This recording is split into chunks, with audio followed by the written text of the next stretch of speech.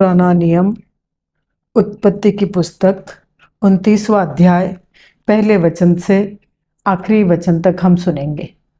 याकूब के विवाहों और उसके पुत्रों की उत्पत्ति का वर्णन।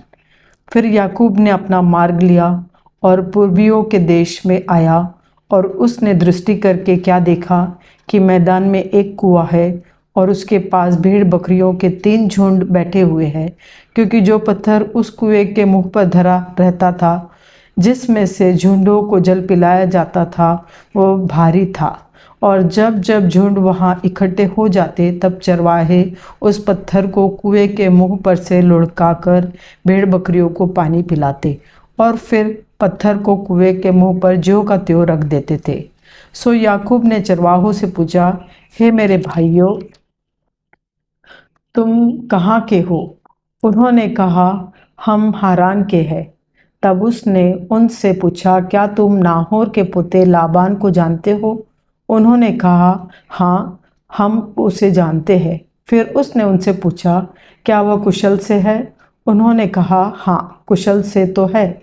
और वह देख, उसकी बेटी राहेल भेड़ बकरियों को लिए हुए चली आती है। उसने कहा, देखो, अभी तो दिन बहुत है, पशुओं के इकट्ठे होने का समय नहीं। सो भेड़ बकरियों को जल पिलाकर फिर ले जाकर चरवाहों चराओ। उन्होंने कहा, हम अभी ऐसा नहीं कर सकते। जब सब झुंड इकट्ठे होते हैं, तब पत्थर कुएं के मुंह पर से लुढ़काया जाता है, और तब हम भेड़ बकरियों को पानी पिलाते हैं। उनकी यह बातचीत हो ही रही थी कि राहेल, जो पशु चराया करती थी, सो अपने पिता की भेड़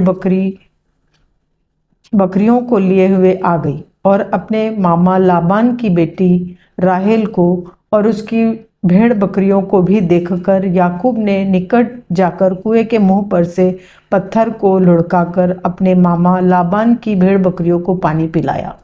तब याकूब ने राहेल को चूमा और ऊंचे स्वर से रोया, और याकूब ने राहेल को बता दिया कि मैं तेरा फुफेरा भाई हूँ, अर्थात रिबका का पुत्र हूँ। तब उसने दौड़ के अपने पिता से कह दिया, और भांजे याकूब का समाचार पाते ही लाबान उससे भेंट करने को दौड़ा और उसको गले लगाकर चूमा। फिर अपने घर ले आया, और याकूब ने लाबान से अपना सब वृत्तांत वर्णन किया। तब लाबान ने याकूब से कहा, तू तो सचमुच मेरी हड्डी और मांस है। सो याकूब 1 महीना भर उसके साथ रहा। तब लाबान ने याकूब से कहा, भाई बंधु होने के कारण तुझ से सेत में सेवा कराना मुझे उचित नहीं है। सो कह, मैं तुझे सेवा के बदले क्या दूँ? लाबान के 2 बेटियां थीं, जिनमें से बड़ी का नाम लिया और छोटी का राहेल था। लिया के तो धुंधली आंखें थी, पर राहेल रूपवती और सुंदर थी। सो याकूब ने, जो राहेल से प्रीति रखता था, कहा, मैं तेरी छोटी बेटी राहेल के लिए 7 बरस तेरी सेवा करूंगा। लाबान ने कहा, उसे पराये पुरुष को देने से तुझको देना उत्तम होगा, सो मेरे पास रह। सो याकूब ने राहेल के लिए 7 बरस सेवा की, और वे उसको राहेल को की प्रीति के कारण थोड़े ही दिनों के बराबर जान पड़े। तब याकूब ने लाबान से कहा, मेरी पत्नी मुझे दे और मैं उसके पास जाऊंगा, क्योंकि मेरा समय पूरा हो गया है। सो लाबान ने उस स्थान के सब मनुष्यों को बुलाकर इकट्ठा किया और उनकी जेवनार की। सांझ के समय वह अपनी बेटी लिया को याकूब के पास ले गया, और वह उसके पास गया, और लाबान ने अपनी बेटी लिया को उसकी लौंडी होने के लिए अपनी लौंडी जिल्पा दी। भोर को मालूम हुआ कि वह तो लिया है।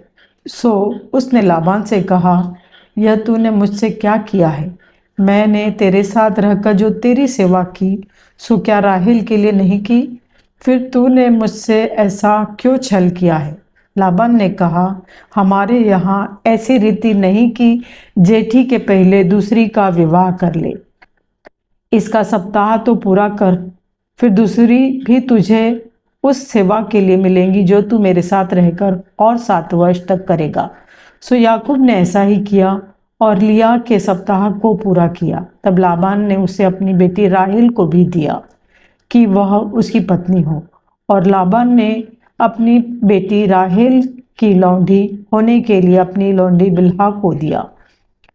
तब याकूब राहेल के पास भी गया और उसकी प्रीति लिया से अधिक उसी पर हुई, और उसने लाबान के साथ रहकर 7 वर्ष और उसकी सेवा की। जब यहोवा ने देखा कि लिया अप्रिय हुई, तब उसने उसकी कोख खोली और राहेल बांझ रही। सो लिया गर्भवती हुई और उसके एक पुत्र उत्पन्न हुआ, और उसने यह कहकर उसका नाम रूबेन रखा कि यहोवा ने मेरे दुख पर दृष्टि की है, सो अब मेरा पति मुझसे प्रीति रखेगा।